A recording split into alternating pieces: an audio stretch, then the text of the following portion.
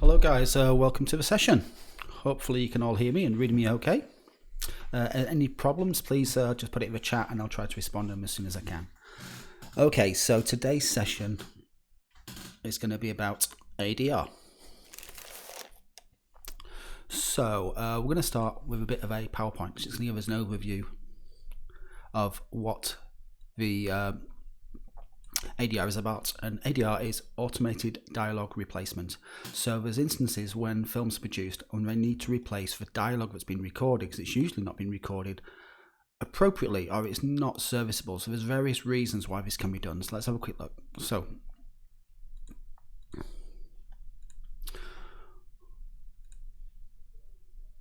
what we're looking at here is if you've recorded something and it's really noisy or there's dialogue which is unintelligible, then it's not going to be usable. Maybe this is a clanking noise or something else has happened on set and it's caused a problem. So it can't be cleaned up, or it's just not as clear, not the quality that's required. So what we're going to do is it needs to be replaced. The other option, you might be replacing or adding lines or dialogue. So maybe there needed to be something else added. Maybe if they wanted to change a word, even as small as that, Frankenbite a word, we could possibly do that. And we'll look at some examples of where some dialogue has been replaced or it's needed to be replaced because of maybe the appropriateness of that dialogue. So that's a really key thing.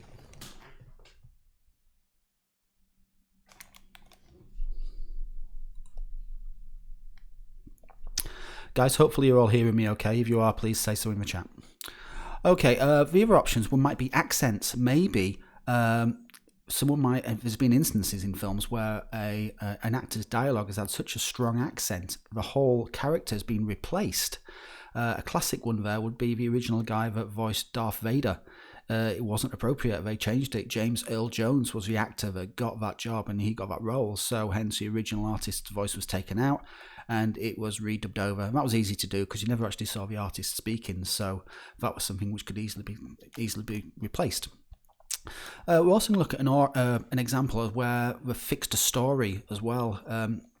Or continuity errors. It might have been that they needed to add some extra dialogue into the film to explain what was going on. Maybe they chopped scenes out and needed to find a way to make the narrative make sense. So they add extra dialogue, and they did that with cutaways, shots, so that way you didn't see audio linking up with lip sync, etc. But we'll look at an example of that. Lots of films are also dubbed over for foreign language as well. There's quite a famous actor in Germany, and he is the German version of Robert De Niro.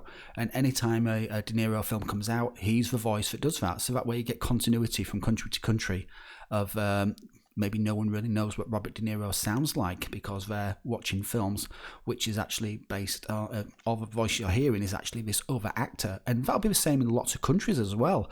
I'm sure there's lots of ADR actors out there who are busy in job roles waiting for the character they cover or they voice over to release a new film, and they'll be employed to re-voice over that. So if you think about how many countries films are released in, how many different dubbed versions there has to be for that. So lots of replacement there for different languages. So if you guys watch DVDs and choose different DVD audio channels, then you're going to find there's obviously different dubbed versions. The other option is classification, and we'll have a quick look at that as well, is that sometimes the language which is within, we're talking about rude language here and swearing, might not be appropriate for each of the country's certification laws. So we have a BBFC here, and they have quite strict guidelines about the language which has to be used in 12 and 15 films and 18. There's not really a limit for an 18 film, and we'll have a quick look at that as well. So first of all, I want to look at some examples of where ADR has been used in films, and I think you'll be able to tell us why it's been appropriately replaced as well. So there's 4 examples here. One of them, let's start with quite a comic one really, is Mr. Schwarzenegger there. One of his first ever films, he played Hercules in New York, and being from Austria, he had a very strong accent. So let's have a quick look and play one of them clips. I'm just switching to Adobe Premiere here.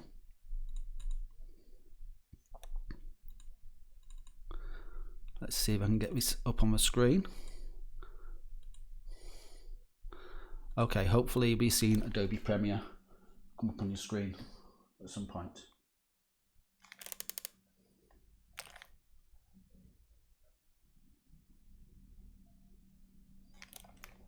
Right, so what I'm going to do here is play you a clip from one of his films. Let's have a quick look on the ADR. Here we go. Let me maximize this a little bit.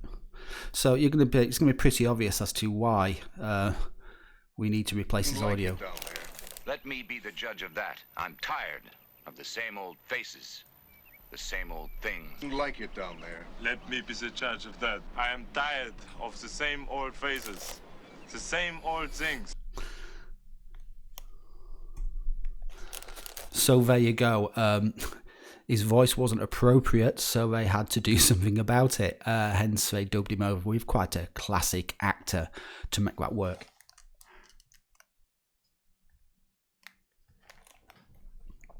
Okay, let's have a look at another scenario here, which was Hugh Jackman playing Wolverine. This is all over the internet and it's quite interesting to see. They couldn't attach a microphone to him while he was running around the forest killing people on a crazy stabbing spree, and there was obviously a lot of dramatic music being added to it, and there's all the footsteps and there's maybe lots of shouting direction going on. So this is how they managed this one.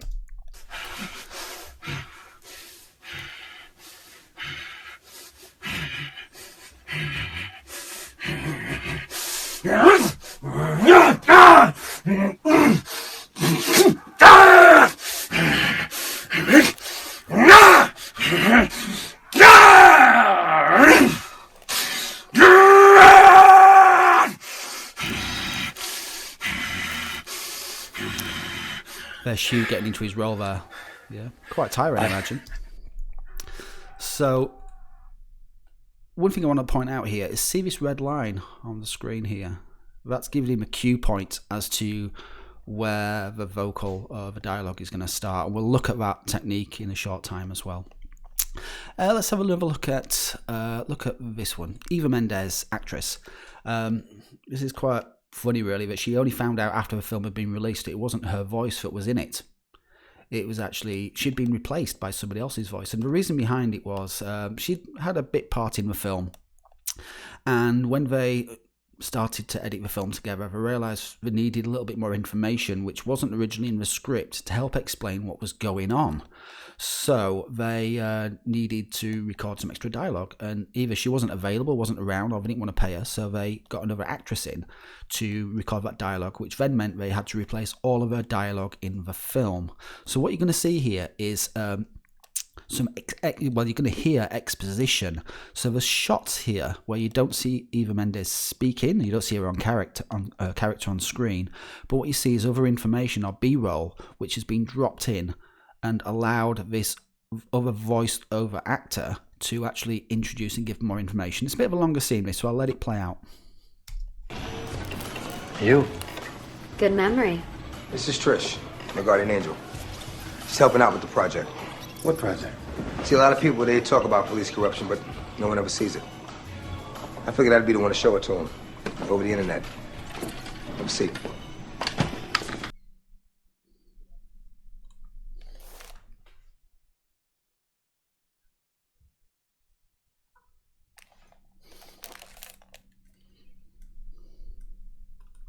Cut there, you'll double your money easily. Quickest $250,000 you'll ever make. I need major weight. I need it yesterday. See, we've been tracking their activity for months. Now I'm compiling the surveillance video on our digital editing system. Come with me. Be back in now. When we have enough evidence, we'll show it to the authorities. But if that doesn't work, we'll post a video on our website. I want to know why you're pressing me. Look, if I wanted to bust you, man, I would have brought you in a long time ago. You hear me? This is business. I just scraped together a shitload of product for our next deal. Incriminating shit, huh? They actually think I'm a buyer from the West Coast looking to score major weight. They raised it, too. Call you when we're I ready. don't know how they did it. but they managed to scrape together $5 million worth of shit. Pipe attack. Run number 8. You sure? Yeah. Welcome to the inner sanctum, Mr. Walker. Always want to do that shit. Swear to God, I wish I had a cat. Didn't know he was in on it, huh? Greatest trick the devil ever pulled was convince the world he didn't exist. Where'd you guys get this stuff? From everywhere. Check it out. This is all our stuff. We have cameras hidden in everything. Watches, batteries, purses, you name it. This is a little camera that can be hidden everywhere and can see everything. And... Okay, that's enough of that. So there's this section of a film here where we are just seeing B-roll and we're hearing her voice. And that information, that extra dialogue was required to help explain and give a bit of backstory as to what was going on. They'd obviously spotted that at some point, realised, okay, how can we fix this? And that was the method. So they had to do that to make it work. Okay, let's look at... another scene now. Let's go back to my PowerPoint in a second.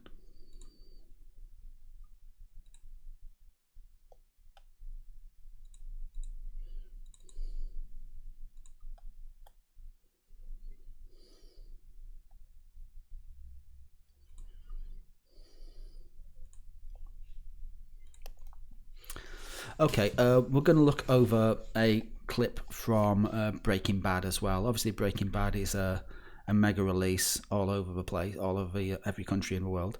Let me see if I've got this one actually.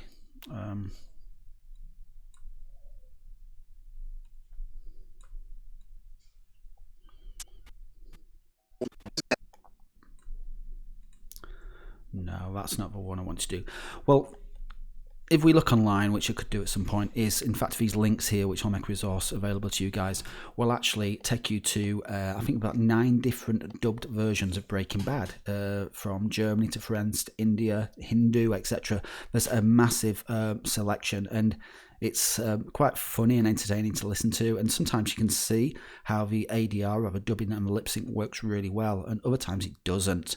There's just too many syllables within some languages to make it fit to the mouth shapes. In UK, American languages, they managed to find appropriate words with the same amount of syllables, and that works quite nicely. Let's move on and let's look at censorship here. So I'm not going to play this clip, but you guys can find clips. In fact, most films that have Samuel L. Jackson in it are going to require some sort of censorship attention. I'm sure you can imagine why.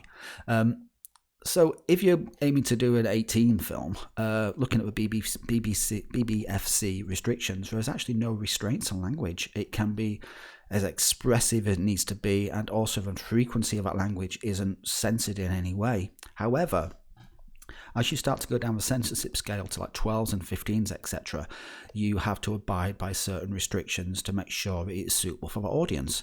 So there's lots of films which are maybe been okay for a 15 or a 12 certificate in some countries, especially America, where there's quite a lot of excessively crude language in it. But for it to be released in England, they're not going to go with it. The BBFC is going to say no. And look at the statement here. It might be that the language is too strong. The manner in which it's used and the frequency of it as well. There's certain films out there that have a very high frequency of certain words. Wolf of Wall Street's really famous for the amount of F-bombs it drops, etc. So sometimes they will allow some of that swearing to stay, and other times they won't, and they will change it. And here we've got a little quote. It said, it's from Snakes on a Plane, and I don't think he says fighting snakes on this plane Monday to Friday is not what comes out of his mouth. There's a link here which will take you to this clip, and there's a series of clips on there quite funny, and you'll hear the original non-censored versions, and then you'll see and hear how they've actually changed it to make it work and change things. Yeah. So please have a look at some of these clips and find out and have a listen to and see what it's like. So there you go. You've got quite a lot of reasons why ADR has to be replaced, and as a filmmaker, you might be on set and you might be realizing you can't control the environment because of the amount of noise which is there, and it's maybe ruining, you're not getting the quality audio that you want. So at that point you might be thinking, okay, you know, is this something I can ADR? It might even be when you're scouting a location, you find the location that looks perfect and it's accessible and it's exactly what you need. Maybe it's within your budget, but maybe the audio is inappropriate. Maybe it's an old building which is at the end of a runway, and obviously the amount of noise is terrible, and you've got a lot of dialogue to record in there. So Foley and ADR are going to come into it for you to be able to control the audio in your final product. So how is this done? So we're going to look at a technique called audio looping, which is commonly used in film production studios and sound studios, and it's a technique which allows the dialogue to be re-recorded over the top, and it's about getting it in sync. It's about getting that synchronous sound, so that way as we see the lips and the mouth shape move, it matches up quite nicely, so that way a lot of the time you're just re-recording the same audio, and it's the same actor as well. So it's great because they'll know the lines, they know how they deliver the lines, it feels natural to them, and they are watching themselves and they're delivering it in such a way that it fits and works really well. But they will do multiple recordings of this, which is why it's called looping, and that allows to choose the best recording to make it work. So we're going to have a quick look at that now. I'm going to switch back across to Adobe Premiere.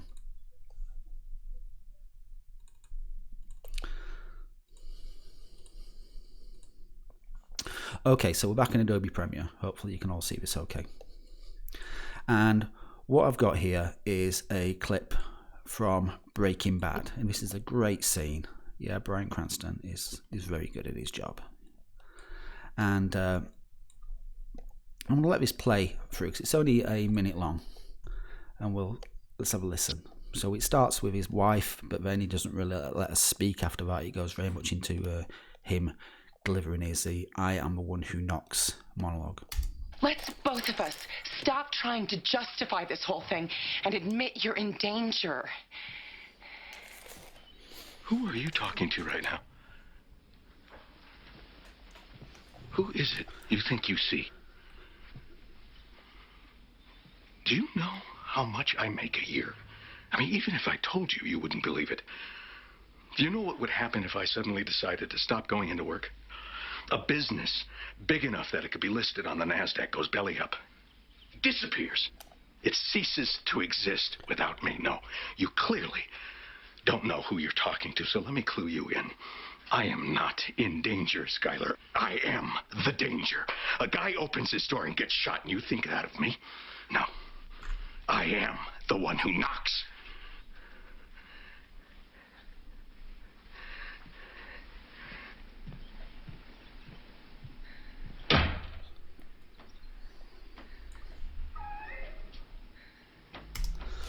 And there's a lovely moment on the end where we see that frame hold, that dialogue to settle in, that reaction, that contemplation from his wife. So this morning we talked about pace of edit. There's a great example. So it starts with his wife's dialogue, and admit you're in danger. And then it breaks into his. Okay. Who are you talking? What we want to do is replace his voice with someone else's voice. And imagine that we had on the set noise in this situation, something we couldn't control, or maybe his microphone wasn't working perfectly. So we needed to actually redub over this. So we're actually going to redub over this, but we're going to use Samuel L. Jackson's voice to redub over this. Yes, I had Samuel L. Jackson here today, earlier in the studio, and I've recorded him. So I have Samuel L. Jackson's version of this monologue, and we'll look at the process of what we do to actually make that happen. So let's zoom in a little bit here, and you'll see I've actually started to cut the clip already. So let me just join a couple of clips through. Let me just bring that through. So what I'm looking for here is moments where his dialogue starts. So right there, just before we get it coming through, and you're going to be able to play this back, and you're going to be able to listen, you're going to scrub, and you're going to find the moment where that's going to happen. And I'm going to do a cut. You can do Command K. We'll do a cut. You can go to your razor tool. That'll do exactly the same thing as well, yeah? And I've done that for each instance of the dialogue. And what I've tried to do is break it up into small bites, because it might be that we want to get one bit perfectly on the rhythm of things. So it might be we play the first bit. Who are you talking to? He to says right that now? dialogue, and then Who comes in with his next bit of dialogue. And that might be quite hard to read and get it accurate. So what I've done is break it into small chunks. Let me go on to stage 2 here after I've broke this into chunks. And stage 2 looks like this. So I've just put gaps between each of them. And the reason I've done gaps is because I want to record each one individually and separately. Right, the looping bit, or the cue point for the dialogue, is something we need to manage and control. So I'm going to show you something I prepared earlier. Let me find it.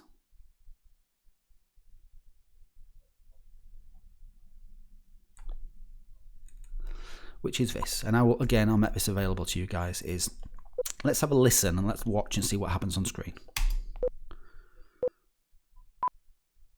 Okay, so you're hearing a series of beeps, which is effectively 3 seconds in length. We get first beep, second beep, third beep, and then that would be the go. That would be the cue point.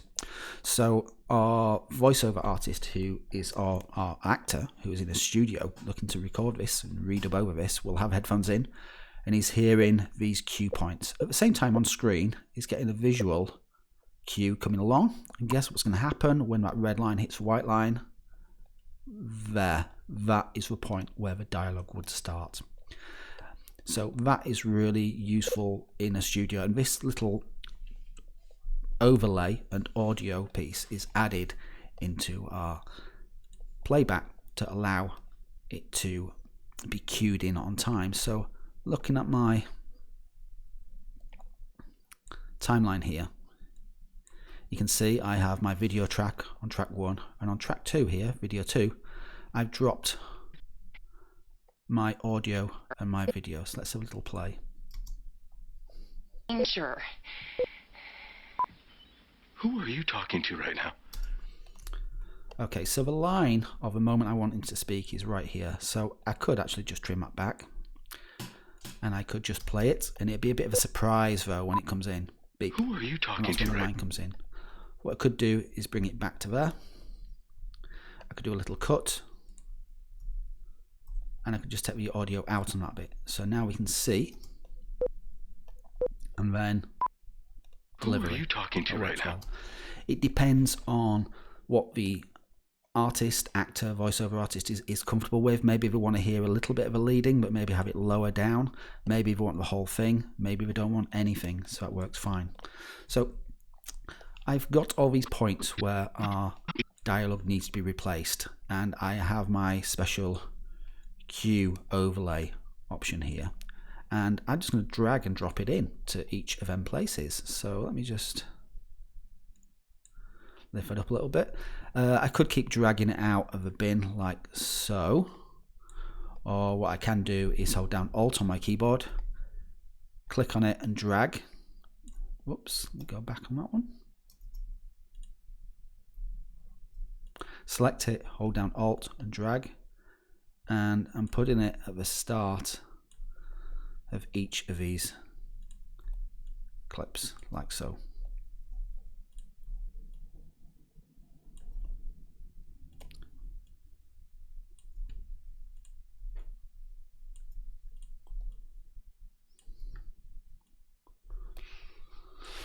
So we have, if I want, I could bring that audio back, so that way we hear a little bit of a lead in for each one. Oops.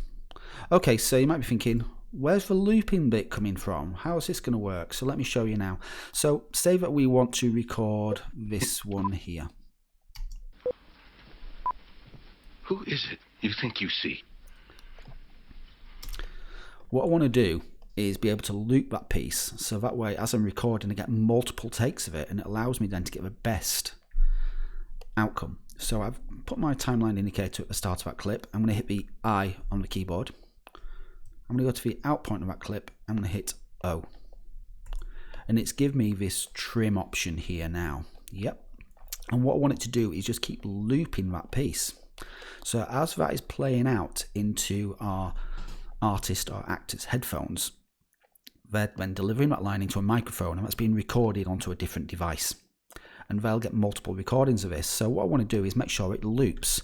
So we have this loop playback option here, and I'm going to select that. If it's not appearing here, you can go to your plus and you will find it as one of the tools on here, and you can then click and drag it down, and that's how you get it. So there it is. So I could drag and drop it. I've already got it, so that's why it's there. So with that activated, if I now hit enter, it's going to loop. Who is it you think you see?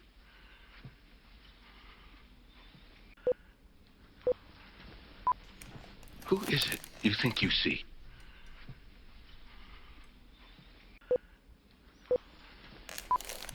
Who is it you think you see?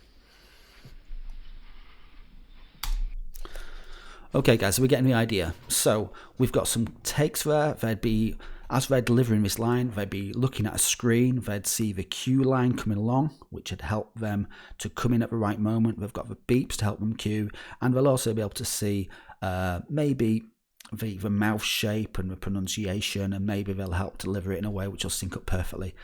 If we're happy with that and that's done, I'm just going to go to my next clip, go to the create an in point for it.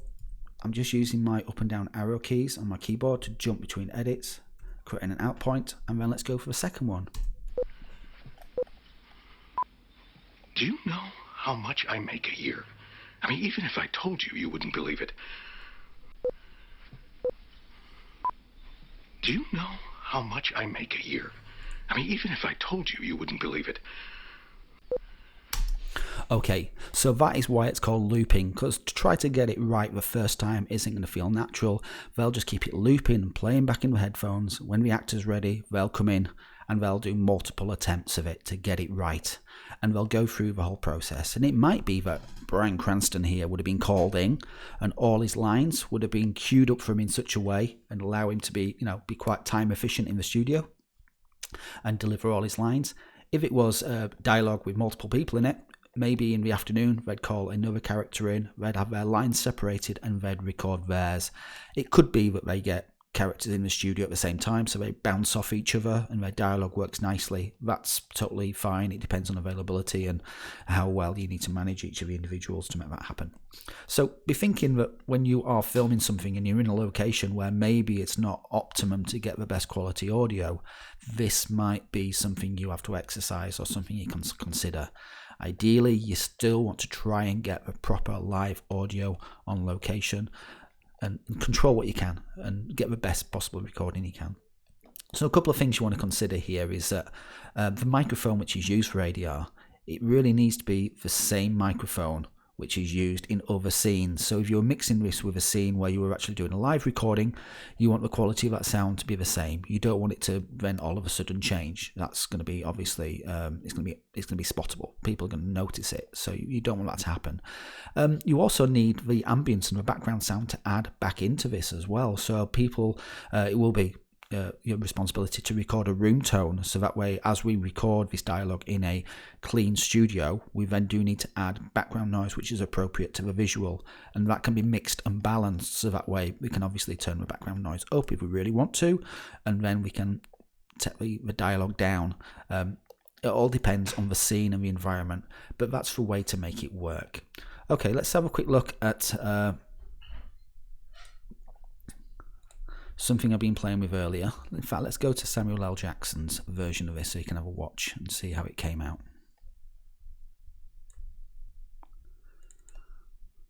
Here's Sam in my house earlier, and he was busy doing the recording for me.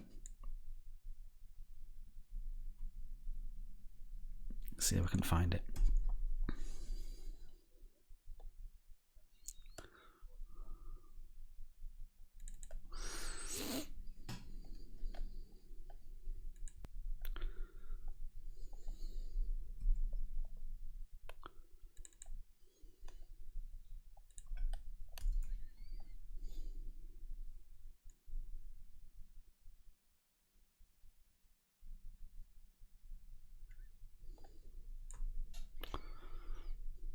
Bear with me, guys.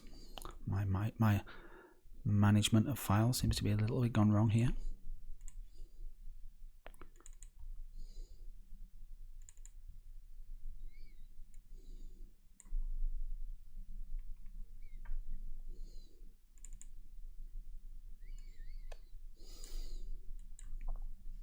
So here we go. This is Samuel L. Jackson dubbing over Bryan Cranston.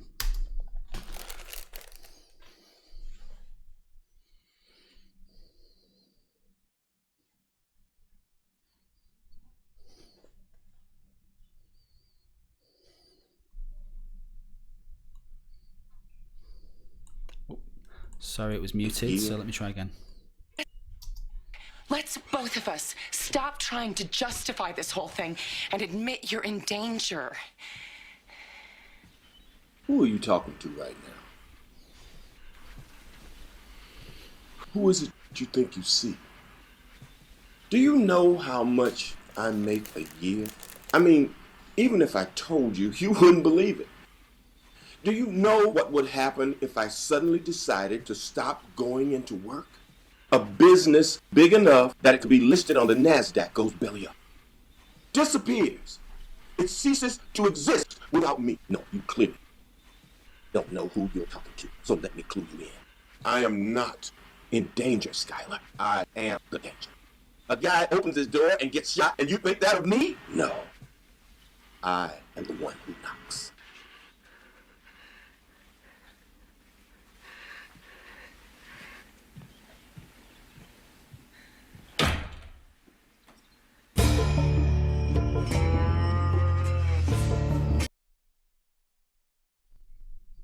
Okay, there you go. Never thought you'd see it, but Samuel L. Jackson as in Breaking Bad.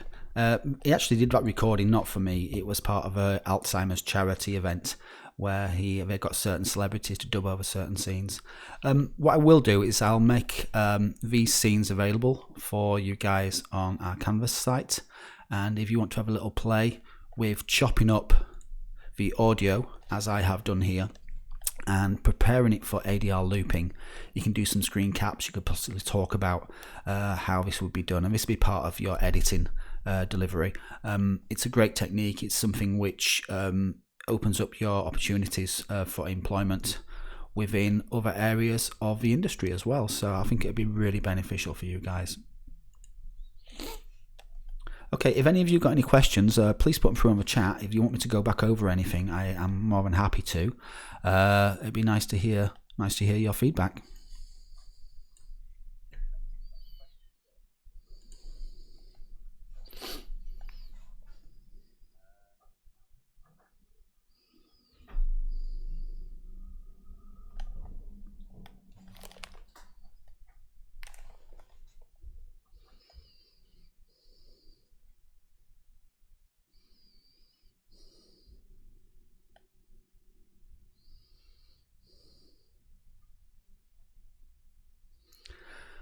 I would actually record into Audition for this. The usual setup would be we have a playout machine, which is feeding out the audio and the video like what you guys have been seeing, and then the microphone would be hooked up into another device or another recorder. Sometimes it can be looped back into the same system, but you're just really after having something where you can control good capture, so that way you can then edit and change it later.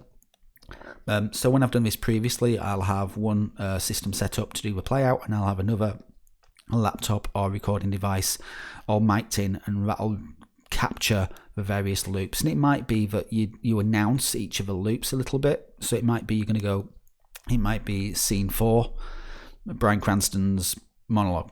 And then that way, when you're going back and listening through the clips, you can identify what the clip is for, because obviously you've only got the audio that goes with it. As that file's saved out, it could also be labelled accordingly as well, so that way when it gets to the editing stage, it is easier to know which bit goes where, etc. Yeah. Okay, let me just go back to Adobe Premiere or something, because I just want to show you something which ties in with what we did last week, because obviously last week we identified where Foley would go. So you could quite easily, let's go back to our original scene here, and we've got the clips, and we could then literally just add markers as we did previous weeks. So we would then take this project, this sequence here, into Adobe Audition, like I've done in previous sessions, and watch the other YouTube back, other ADR, a Foley session back if you want a bit more clarity on this, and you'll see that the markers are there. I've not named these because it's just Brian speaking. It could be that I could drop one here for, and let's call this wife dialogue, because it's her dialogue that opens it up. So that way, maybe we are looking for that dialogue to go there. So that, what we did last week regarding putting markers in to help with cue points, that is still relevant here. So if we took that scene into Audition, and then we looked at our recordings, which we'd just recorded, we'd then be able to help sync them back up with them markers, etc. So some of the stuff we did last week regarding the Foley, it still rings true here as well. So if you're using Audition and you've got markers for where sounds need to fall into sync, then it works whether it be a Foley recording or whether it be an ADR recording. Hopefully that's clear, guys, and you'll understand the benefit. Once you've obviously got that, you can then export the audio, come back to this scene here, re-import the audio, place it underneath, mute the original, and then you'll have your redubbed version going back out over the top.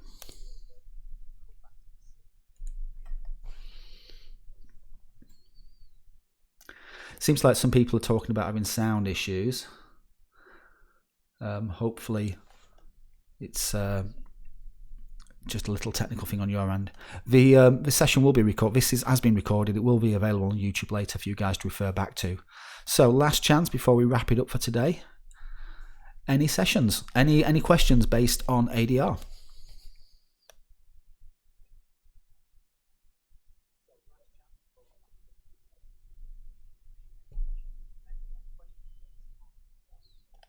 Okay, just before we go, I just want to do a little bit of a preliminary, bit of a recap on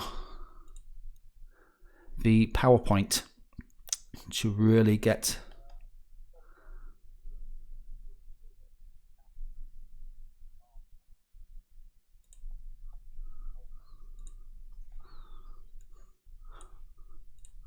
So this is a big one. It's the ADR why. So these are all things which could be considered within your production and why ADR would be needed or is used in films.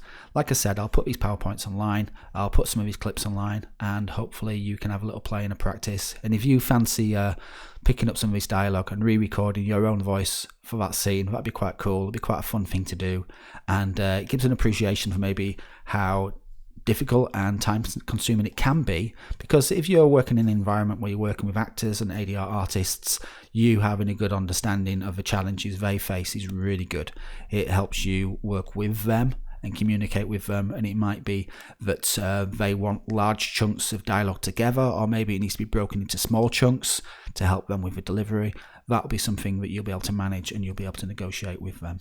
Okay, guys, hope you enjoyed the session. I've asked everyone that's involved in this to subscribe, please. If you subscribe, you get notifications about the next sessions that are coming up, and you can set reminders as well. If you liked it, give us a thumbs up. If you've got any comments or any requests for future sessions, then please come back to us, and I'll try and do what I can in the future. I am planning another session for next week, so I'll put notifications and post a card up on YouTube as to what that session's about. Okay, guys, thank you very much, and that is the end of the session.